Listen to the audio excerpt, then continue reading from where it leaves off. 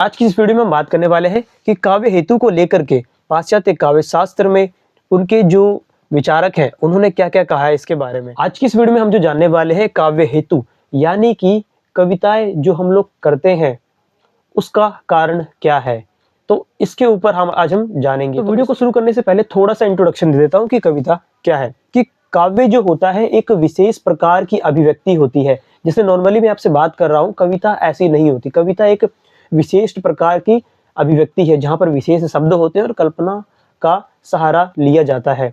तो कविता एक विशेष प्रकार की अभिव्यक्ति है, नॉर्मल अभिव्यक्ति नहीं है। अभिव्यक्ति मतलब अपने आप को जैसे मैं आपसे बातें कर रहा हूँ या कुछ बता रहा हूँ, ये क्या है, अभिव्यक्ति है, अपनी बातें आप तक पहुंचा रहा हूँ। तो विशेष प्रकार से जब किसी बातों को पहुंचाया जाता है, विशेष शब्दों के माध्यम से पहुंचाया जाता है, वो कहलाती है काव्य। और शास्त्र का मतलब होता है कि वो जो चीज़ है, कविता जो अस्तित्व बन के आई है, वो कैसे आई है, उसके बारे में जानना, विवेचन करना, ये सब शास्त्र के अंतर्गत आ जाता है। तो ये तो हो गया काव्य शास्त्र। तो काव्य हेतु के अंदर, काव्य हेतु जो विषय है काव्य शास्त्र के अंदर ही आता है, जिसके अंदर हम इस चीज का अध्ययन करते हैं कि जो कविताएं हमारे अस्तित्व में आई है उसके पीछे कारण क्या है। कोई भी कविताएं आपने अपने दोस्तों को देखा होगा सुनाते हुए, तो वो जो कविता वो सुना रहा है वो अस्तित्व में कैसे आई। तो इसी के ऊपर क्या है, इन लोगों ने अपनी अपनी मत दिए हैं कि कविता इस वजह से आई है। तो इसी में सबसे पहले जो पाश्चात्य विद्वान थे वो है प्लेटो। तो प्लेटो का कहना है कि कविता अस्तित्व में क्यों आती है। वो कहते हैं कि कविता अस्तित्व में तब आती है जब जो कवि होता है वो एक विक्षिप्त क्षणों में होता है। विक्षिप्त क्षणों की अभिव्यक्ति है, विक्षिप्त यानी पागल टाइप। तो प्लेटो का ये वाला जो मत है काफी विद्वानों को खटकता है कि वो एक कवि को विक्षिप्त कह रहे हैं यानी पागल कह रहे हैं। परंतु अगर आप इसका मतलब निकालेंगे दूसरे तरीके से कि शायद प्लेटो जो है ये कहना चाह रहे हैं कि विक्षिप्त यानी कि असामान्य स्थिति है, कि जब व्यक्ति कविताएं करता है ना तो वो सामान्य यानी नॉर्मल स्थिति में नहीं रहता, वो उससे एक विशिष्ट प्रकार की स्थिति में होता है। इसी को उन्होंने बताने के लिए ये विक्षिप्त शब्द जो है प्रयोग किया होगा। तो ये तो मानना था प्लेटो का कि वो विक्षिप्त क्षणों की क्या है, अभिव्यक्ति है कविता। और ये बात आगे आपको और भी ज्यादा अच्छे से पुष्ट हो जाएगी कि जब भी व्यक्ति कविताएं करता है तो उसके पीछे का जो मेन जो कारण रहता है वो कुछ ऐसी स्थितियां ही होती हैं जो कि सामान्य नहीं होती, असामान्य होती है। वो आगे आएगा तो उस टाइम पर और अच्छे से आपको क्लियर हो जाएगा।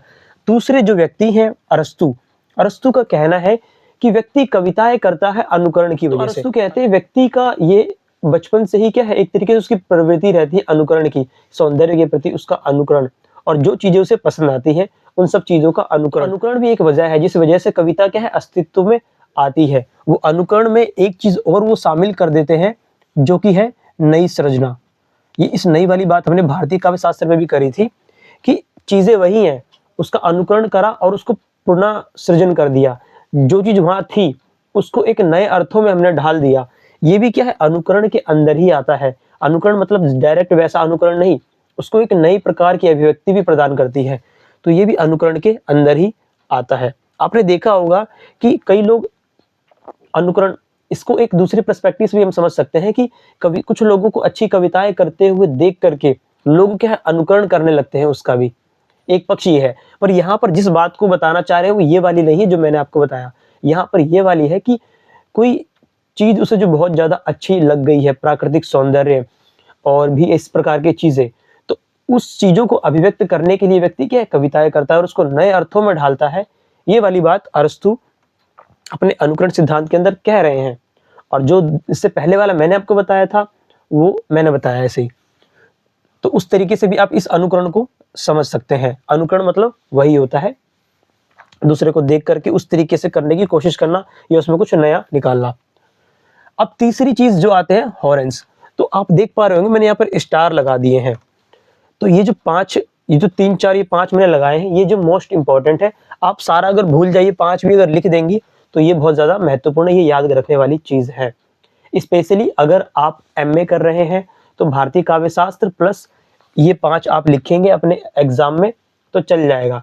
अगर कोई अलग से पाश्चात्य काव्य शास्त्र को समझना चाह रहा है तो वो ये पूरा लिख देगा, जहां तक मैंने 10 तक लिखवाया है पूरा का पूरा। और जो भारतीय और पाश्चात्य दोनों मिक्स करके लिख रहा है उसके लिए केवल ये पांच भी काफी है। तो मैं बात कर रहा था हॉरेस के ऊपर। तो तो इन्होंने ऊपर वाला ही अनुकरण का सिद्धांत तो माना, प्लस में इन्होंने कहा कि इन्होंने जो स्थान दिया, जो प्रतिभा हमने भारतीय काव्य शास्त्र में देखी थी, इनके यहाँ भी देखने को मिलती है कि प्रतिभा भी जो है व्यक्ति में कविता करने का जो कारण है वो प्रतिभा होती है। साथ ही साथ शास्त्र अध्ययन और सजग विवेक, कि शास्त्रों का जब व्यक्ति अध्ययन करता है तो इससे भी कविताएं क्या है अस्तित्व में आती है, ये ऐसा इनका मानना है। दूसरा कि सजग विवेक, ये दोनों चीजें भी क्या है उसके अंदर होनी चाहिए, और मेन जो उन्होंने प्रतिभा माना। तो ये था हॉरेस का। अब आगे हम लोग बढ़ते हैं लॉन्जाइनस। तो उनका क्या कहना है, इनका कहना है कि कविता अस्तित्व में जब आती है तो उसके लिए क्या इंपॉर्टेंट है, तो महान विचारों का उद्भव करने की क्षमता। तो महान विचारों के उद्भव करने की क्षमता, इन्होंने पहला अपना रीजन बताया। तो इसको आप उससे रिलेट कर पा रहे होंगे कि भारतीय काव्य शास्त्र में जब हमने देखा था कि कविताएं करने के लिए सबसे ज्यादा महत्वपूर्ण है वो क्या है, प्रतिभा है, व्यक्ति में प्रतिभा होनी चाहिए। तो ये क्या है, महान विचारों को उद्भुत करने की क्षमता, ऐसे विचार जो कि सामान्य नहीं है, ऐसे विचारों को बताना, अभिव्यक्त कर पाना, ये सब लोगों के बस की बात नहीं होती है। तो अगर आप या कोई व्यक्ति इस चीज को कर पा रहा है तो वो क्या है, उसके अंदर प्रतिभा मौजूद है। तो वही चीजें कह रहे हैं कि महान विचारों को उद्भव करने की क्षमता जिस व्यक्ति में होगी वही कविता कर पाता है। पहली चीज ये बताते हैं।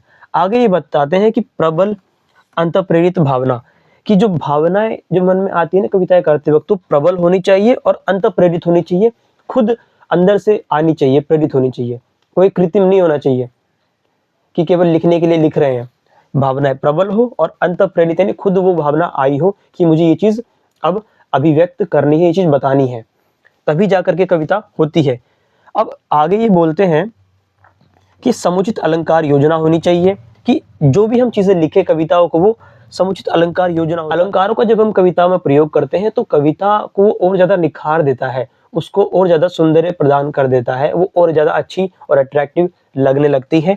तो आप ये भारतीय काव्य शास्त्र में जब हमने देखा था प्रतिभा, व्युत्पत्ति और तीसरा था अभ्यास, तो व्युत्पत्ति और अभ्यास वाला जो काम है आप इसमें देख पा रहे होंगे कि उसको, ये जरूरी नहीं है कविता करने के लिए, पर लेकिन कविता को क्या है और ज्यादा उत्कृष्ट ये चीजें बना देती हैं। जैसे वहां पर व्युत्पत्ति यानी कि निपुणता, शास्त्र का जो अध्ययन करके हमारे अंदर और अभ्यास करके जो कविताओं को और अच्छे से हम लोग लिख पाते हैं, उसी प्रकार की चीजें आपको इनके इस सिद्धांत में दिख रही होगी। चौथा ये बताते हैं कि भव्य शब्द योजना, कि शब्दों का चयन भी ऐसा हो कि वो जो चीज हम बताना चाह रहे हैं वो चीज अभिव्यक्त हो पाए। और पांचवी चीज ये कहते हैं कि रचना की गरिमा, जहां पर वो पद विन्यास की बात करते हैं। जब कविताओं में हम शब्दों की योजना कर रहे हैं, शब्द लगा रहे हैं, तो उसका विन्यास भी ऐसा होना चाहिए कि एक शब्द ऐसा, एक शब्द इधर लगाया है और उसका पदों का विन्यास कुछ इस प्रकार से हो, अरेंज इस प्रकार से कर रखे हो शब्दों को कि जो बात हम कहना चाह रहे हो सटीक रूप से सामने आए।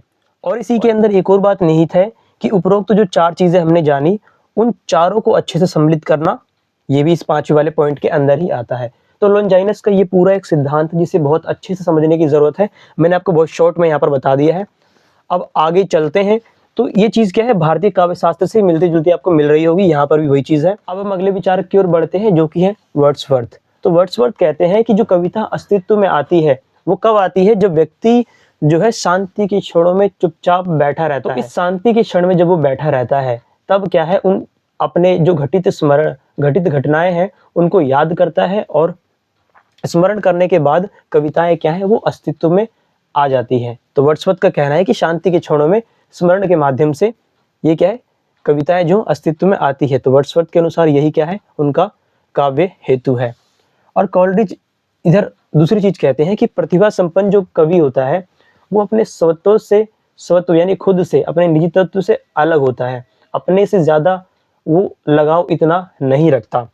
वो क्या करता है, बाहर अपने से दूर हट करके बाहर की चीजों के ऊपर ज्यादा ध्यान देता है, जैसे कि वो पुष्पों में, वृक्षों में, जानवरों में, यानी पर्यावरण की जितनी चीजें हैं और जो बाकी जो मनुष्य हैं उनको वो देखता है, और उनमें जो प्रतिबिंबित मूल तत्व होते हैं यानी उनको समझने की कोशिश करता है कि वो असल में चीजें हैं क्या। और जब वो इन चीजों को समझता है तो यही चीजें क्या है, फिर वो अभिव्यक्ति के माध्यम से यानी कविता के माध्यम से उन्हीं चीजों को एक्सप्रेस करता है। अब हम बढ़ते हैं आगे जो कि है क्रोंचे। क्रोंचे का जो मत है काफ़ी ज़्यादा महत्वपूर्ण है, आपको याद भी रखना चाहिए। तो इसमें वो बताते हैं कि उनका जो सिद्धांत है अभिव्यक्ति का। क्रोंचे कहते हैं कि व्यक्ति के जीवन में बहुत सी घटनाएं घटित होती हैं और उसमें से कुछ क्षण ऐसे होते हैं जिनको अभिव्यक्त वो करना चाहता है, उनको अभिव्यक्त करे बिना वो रह ही नहीं सकता। जब तक वो उस चीज़ को, उस घटना को बताएगा नहीं, एक्सप्रेस नहीं करेगा, वो क्या है, शांति उसे एक तरीके से उसे नहीं मिलेगी। वो उसके लिए एक आवश्यक तत्व हो गया है कि वो करेगा ही। तो ऐसे ही जो अभिव्यक्ति है, ये सामान्य अभिव्यक्ति ना हो करके क्या है, वो जो अभिव्यक्ति है एक विशेष रूप से आती है, विशेष अभिव्यक्ति होती है ये। क्रोचे कहते हैं कि ये एक विशेष अभिव्यक्ति होती है, नॉर्मल अभिव्यक्ति नहीं, जहाँ पर भावनाओं जो क्या है तीव्र रूप से आती है, इतनी तीव्र रूप कि वो रख नहीं पा रहा अंदर, तो वो कविता के रूप में बाहर आती है। तो इसलिए उन्होंने कहा कि ये जो अभिव्यक्ति है क्षणों की, जो वो अभिव्यक्ति करना चाह रहा है, इसी की वजह से कविता क्या है अस्तित्व में आती है। तो वो अनुभूति के किसी विशेष क्षण को अभिव्यक्त करने के लिए क्या है वो बाध्य हो जाता है। अगर वो उसे नहीं करेगा तो वो एक तरीके से उसके लिए जीना मुश्किल हो जाएगा। इस टाइप का जो चीज़ है क्रोचे अपनी अभिव्यक्ति के सिद्धांत में समझाते हैं। अगले विचारक है वो फ्राइड है। तो फ्राइड कहते हैं व्यक्ति की जब वासनाएं पूरी नहीं हो पाती है तो वो जो वासनाएं हैं उसके मन के किसी भीतर अंदर ही अंदर क्या है दबित रह जाती है, और वो दबित भावनाएं जब उसे मौका मिलता है तो वो क्या है अपने आप को अभिव्यक्त करने की कोशिश करती है। वो अभिव्यक्ति कब आती है, जब व्यक्ति बहुत ज़्यादा चैतन्य नहीं रहता, यानी कि या वो तो नींद की अवस्था में रहता है, या फिर वो जो भावनाएं हैं बहुत ही ज़्यादा दमित हुई है, अब वो और ज़्यादा दमित नहीं हो पा रही, अब वो बाहर की ओर फूटना चाह रही होती है। तो इसी प्रकार की अभिव्यक्ति क्या है वो करता है।